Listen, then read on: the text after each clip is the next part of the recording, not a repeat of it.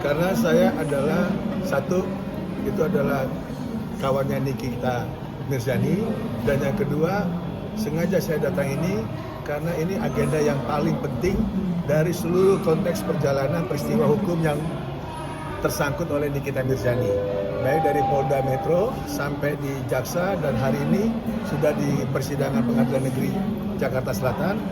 Dan agenda hari ini adalah agenda yang paling penting dari rangkaian tersebut, yaitu didengarnya saksi pelapor. Oke, Bang, ini kan melihat kondisi PN yang sangat ramai ya dari tim Niki dan tim DRG dan pengawasan yang sangat ketat ini, mungkin Abang berpendapat seperti apa nih, Bang? Sebenarnya ini sidang biasa, ya, sidang umum pada umumnya.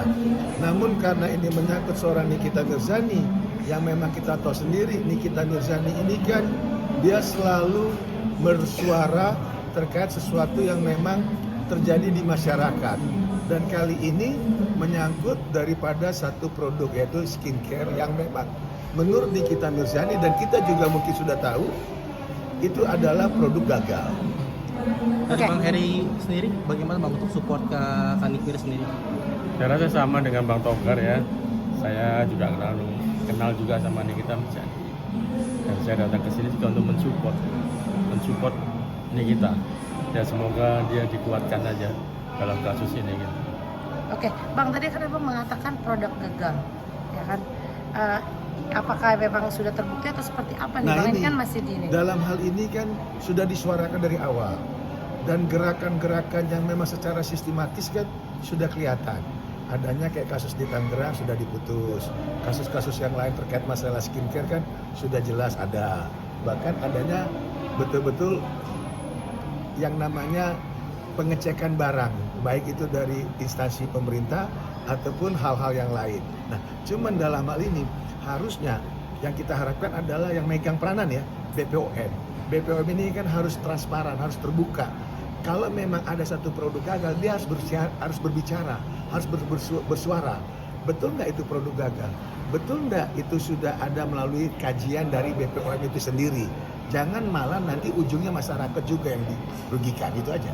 Bang, tapi kalau misalkan ini sama BPOM udah diselesaikan padahal nggak sesuai SOP, itu gimana Bang? Nah itulah makanya kalau hanya tidak sesuai SOP kan hanya sanksi administrasi. Tapi bukan itu yang kita mau. Yang kita mau adalah adanya sanksi pidana. Karena ini menyangkut tadi kebutuhan masyarakat.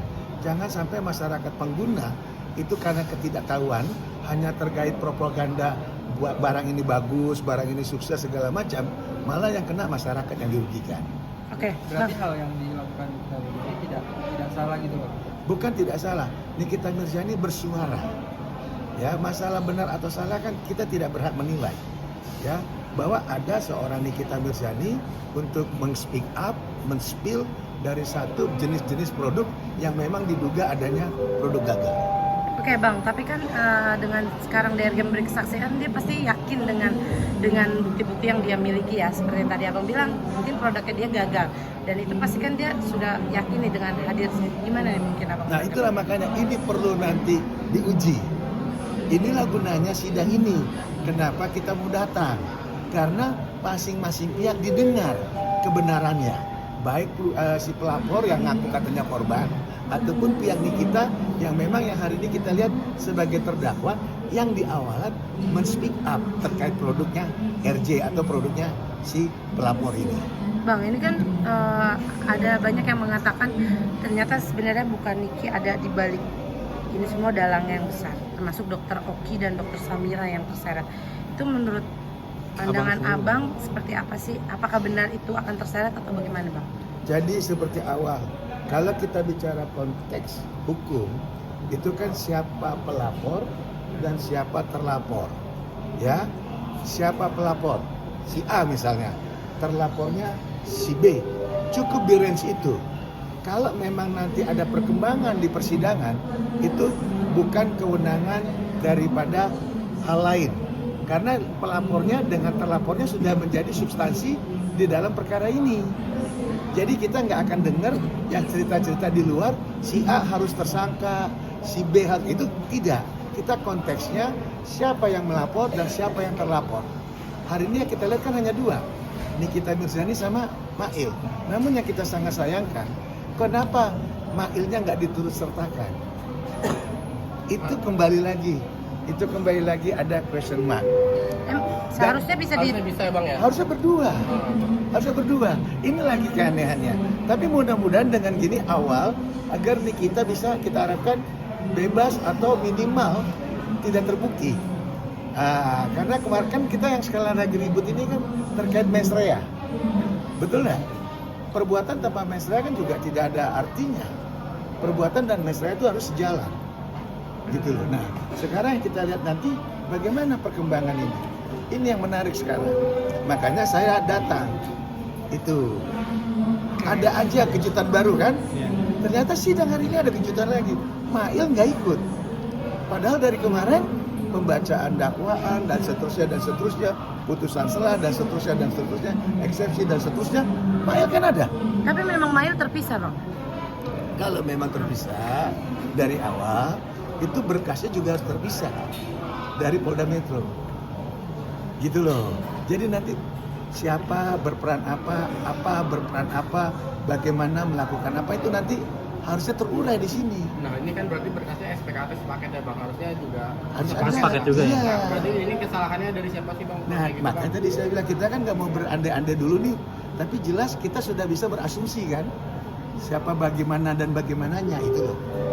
Tapi tadi ketua majelis bilang kalau memang sidang antara Nikita Mirzani dan Mail itu displit bang, memang Ya kalau memang seperti demikian tadi saya bilang ini mudah-mudahan jadi keberuntungan untuk Nikita itu sendiri. Karena kenapa? Makin kebuka kan? Makin kebuka, apalagi kan dakwaannya kemarin sudah dibacakan tuh. Jelas kan peranan masing-masing? Nikita malah di ujung. Yang berperan aktif siapa? Kan begitu? Nah ini awal bagus gitu loh. Makanya tadi saya bilang, kalau benar ini terjadi sidang seperti ini, saya yakin ini keberuntungan untuk Nikita. Berarti peluang untuk bebasnya Cukup besar ya, ada ya, cukup Bang? besar ya Kita Bang? Ya? nggak bicara berandai dulu, Oke. tapi minimal ini adalah bagus, sinyal bagus untuk Nikita Mirzani. Dan bahkan harusnya dari awal juga jaksa mengizinkan penangguhan penahanan untuk seorang Nikita Mirzani seharusnya. Karena kalau kita lihat dakwaan, kalau bicara jujur, peran Nikita kan di ujung. Kita harus jujur ya, di ujung. Ada peranan-peranan orang lain lagi kan yang tadi kamu sebut di luar, tapi tidak masuk kan? Nah itu menariknya. Makanya saya yakin dan saya selalu support Nikita Mirzani. bang setuju nggak nanti BPOM dihadirkan juga sebagai saksi ahli? Wajib, bukan saksi ahli, bukan saksi ahli. Dia saksi dari pemerintah. Harus netral. Dia harus Jadi netral. pas kemudian diwajibkan pasti hadir ya. Harus. Dia harus memberikan edukasi. Ini adalah pelajaran bagus. Ini pelajaran bagus. Pemerintah nggak boleh tutup mata. Apalagi yang dalam hal ini ditunjuk kan BPOM. Ini edukasinya di sini sekarang. Makanya bagus tadi kalau saya berharap BPOM hadir sini, tapi bukan ahli, tapi dari ahli pemerintah untuk mengedukasi satu produk. Apa sih syarat-syaratnya sehingga produk itu layak dijual, layak dipasarkan? Itu loh. Apakah di rumahan boleh, harus punya pabrik kah, harus punya karena itu syarat-syarat harus keluar. Oke, udah. Bang bisa dibilang Nikita Mirzani menjadi korban nggak sih bang? Dia Kalau kita lihat rangkaian, kita kan tadi saya udah bilang tadi, kayak saya bicara sesuai praktisi saya hukum. Apakah saya ini harus jadi pelaku? Ingat ya, begitu saya bicara dan masuk ke media, apalagi masuk ke YouTube, ke podcast, itu sudah jadi produk jurnalis. Nggak boleh ujung-ujungnya dibilang pencemaran. Nah ini yang repot nih kadang-kadang nih, batasan tentang undang-undang ITE. Padahal kita ada sarana yang namanya media sosial, sarana yang namanya YouTube, sarana yang namanya ini para wartawan yang meminta berita. Tapi kalau kita ngomong dianggap pencemaran, nah ini kan juga batasannya nggak pas. Oke, udah. Makasih bang. Siap.